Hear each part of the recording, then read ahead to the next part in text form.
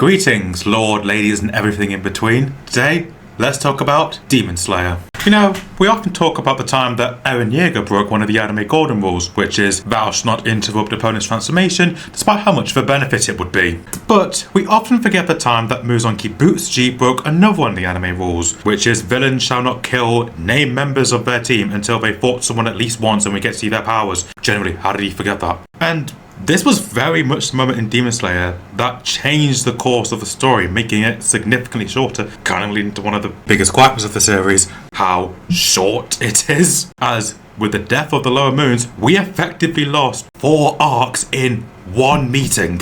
So, what would have happened if the Lower Moons had survived the meeting, allowing for their own individual arcs to play out, expanding the story of Demon Slayer before the final battle arc, well, the Infinity Castle arc? Because, in my opinion, too many of the breathing techniques were underdeveloped going into the Infinity Castle. I will give a pass to Thunder, Moon, and Stone breathing. Moon because it's used by Kokushibo only, it's the demon form and was a pretty good reveal. Stone breathing as it's probably one of the most powerful and definitely one of the most unique breathing techniques, so ergo, pretty cool to have in the final arc and keeps the audience in pretty good suspense. And meanwhile for Thunder breathing, it had an explanation why forms 2 to 6 weren't shown as Enizu had not learned them, and it was a pretty good part of his character, I feel like. And with Kaigaku. And yeah, pretty sick reveal to have all the corrupted forms of Thunder breathing, but definitely do think we should see the uncorrupted forms, so. But we shouldn't have gotten to the Infinity Castle arc with Wind and Insect breathing only having 1 form shown each and 0 from Serpent and Flower breathing.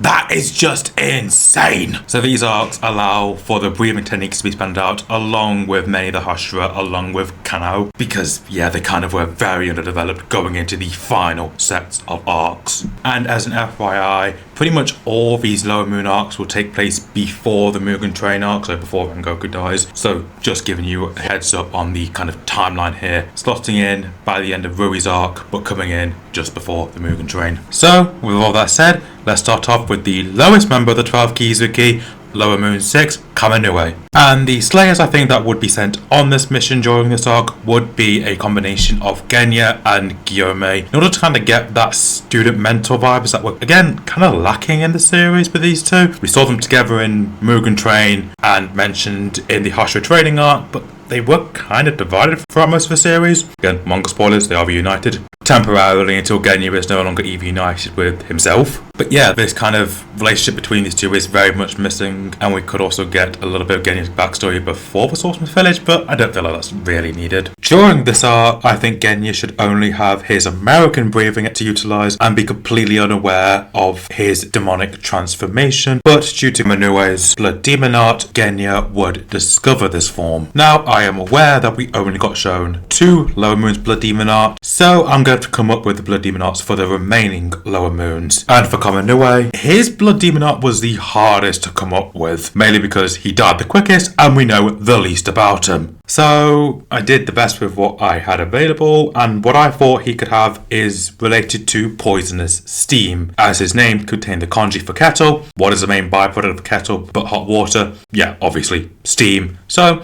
mixing it with demon blood, making it poisonous, I feel like that could work. So yes, Kaminue would be boiling poison inside of him, which he then would be able to release as a steam from his body, or has pods along the ground made from his blood, allowing him to very easily cover an environment with them. And finally, he would be still able to release the poison as a liquid form. During the events of the arc, Genya would want to be the first one to find and defeat Kaminue by himself in order to prove that he is worthy of the title of Hashira. Yes, I'm aware there's no openings at this point, but he would want to try and prove it really early on, so I go for an opening ever does come forth, which does, he knows that he can already pretty much acclaim it immediately without any form of pushback because he's defeated a member of the 12 Kizuki. So him and Gyome would split up during this arc in order to cover more ground faster, and Genya would kind of get his wish. He would be the first to find and engage Kaminue with his American breathing. After hearing the gun, Lower 6 would dodge the bullets after he would try to locate where the shots originally came from. Eventually, another flash would go off, Genya firing again, and pretty much immediately revealing Genya's position to Kaminue, who would, in typical anime fashion, dash towards where Genya was.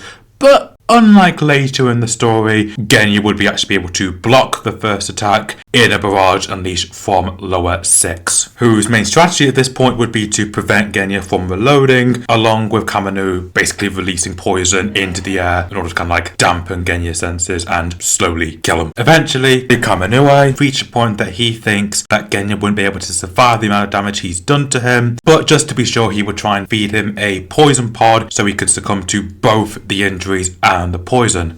But the poison and its pods were both made by lower 6's blood, ergo this would trigger Genya's demonic transformation. But employing their strategy here, before rushing in, Genya would reload the gun, then round 2 would begin and go something like this.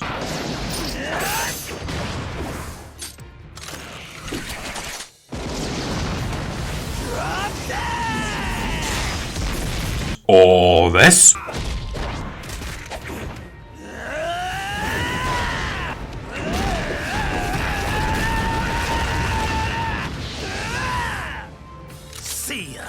But eventually they would reach a stalemate as Genya would have fired both of the bullets in his gun. So he has no way to decapitate Kamanue. That would actually kill him because, as we know, demons can only die from byproducts of the sun or the sun itself. Obviously Genya right now can't be in the sun either. So if he has to hide from the sun, so does Kamanue, and neither one could be in it. So ergo, Kamanue would be given an opportunity to escape because Genya wouldn't want to go out the sun either. But all of a sudden, Guillaume's axe and flail would be thrown above lower 6, which would be Guillaume unleashing the second form of stone breathing, upper smash, pulverizing Kamanue. As a result of this battle, Genya would have the idea to come up with a close range sidearm, e.g. his Wakizashi that we see in the Swordsmith Village arc, to ensure that he always has a way to behead a demon. And I feel like this would improve his arc in Swordsmith Village, why he's so desperate to be the one to decapitate upper 4 to kind of make up for this failure in the mission if this had happened in the original story. Jumping over Lower Moon 5, as I don't think there's a chance that he could survive the meeting for very obvious reasons.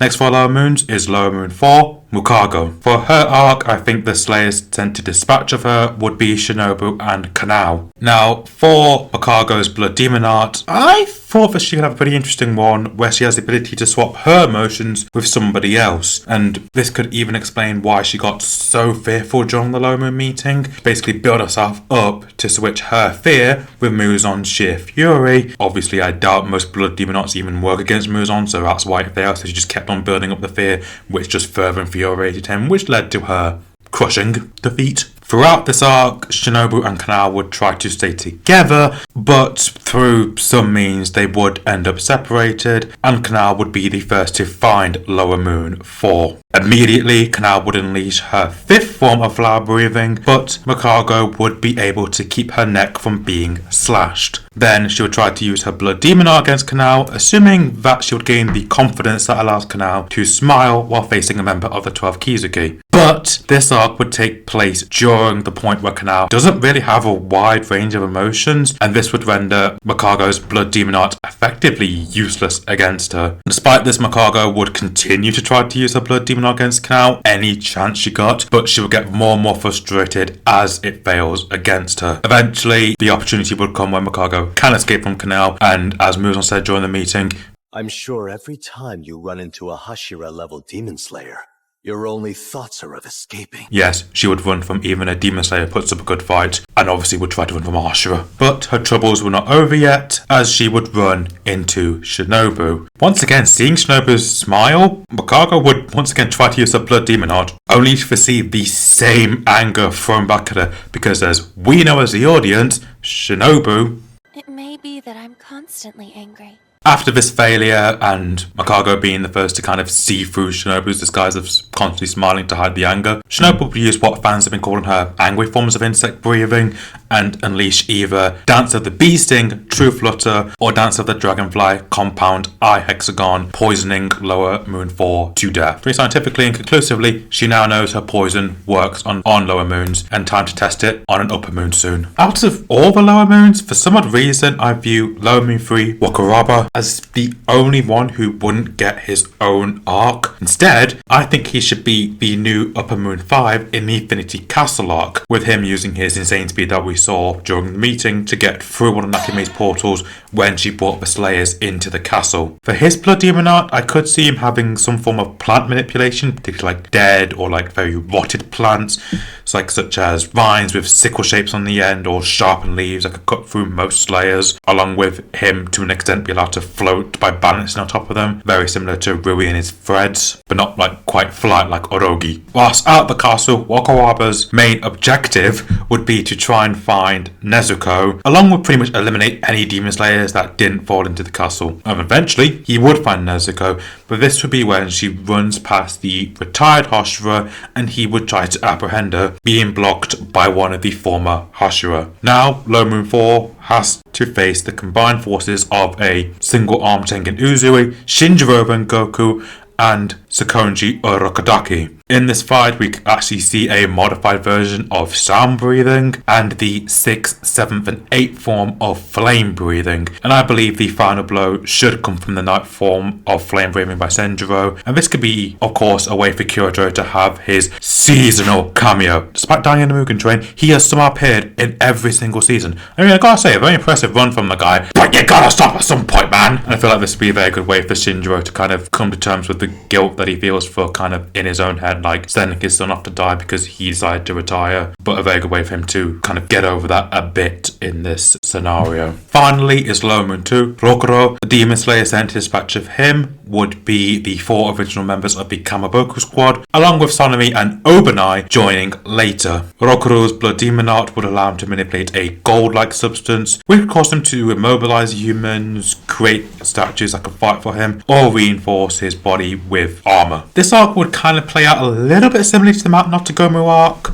with many fodder demons intercepting the Kamaboku squad and separating the 4. Unlike in the Mount Notogomu arc, where only Tanjiro faced Low Moon 5, they would all reunite just before fighting Rokuro. When the altercation begins, Rokuro would create many gold statues in an attempt to pretty much immediately outnumber the Slayers and forcefully create openings so he can take them out or another statue can. But each time an opening would be created, another Slayer would immediately come in and defend the one who has the opening from Rokuro and try to behead him. But each time he would either dodge or reinforce his neck with the gold, summoning another statue and forcing the Slayer to withdraw, and this pattern would continue until the Hashira arrive. Sonami would use the first form of wind breathing, Dust Whirlwind Cutter, as Obanai uses serpent breathing 5th form, Slithering Serpent, wiping out all the statues around the Kamaboku squad and pretty much putting Lower Moon 2 on the back foot. Now on the back foot, Rokuro would unleash as many statues as possible, but the Slayers would perform a massive combo move in order to defeat him, starting off with Zenitsu and Sonami clearing a path using their respective first forms. Once this path has been made, Obanai would leap in with Serpent Breathing 3rd form on Rokuro directly, because this is a good way to damage his body, potentially preventing him from making more gold statues because he's too focused on regenerating. Rokuro would still have the gold around his neck, so Obanai would be unable to cut it without risking his blade getting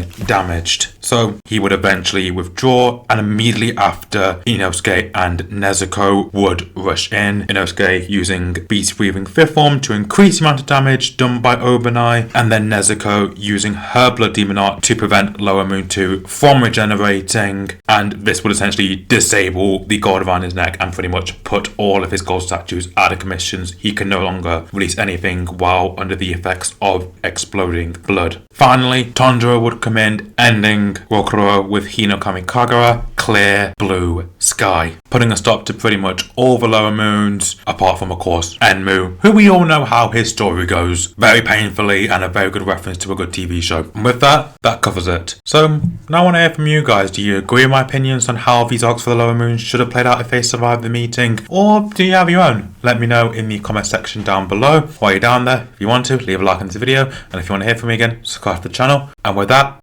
goodbye.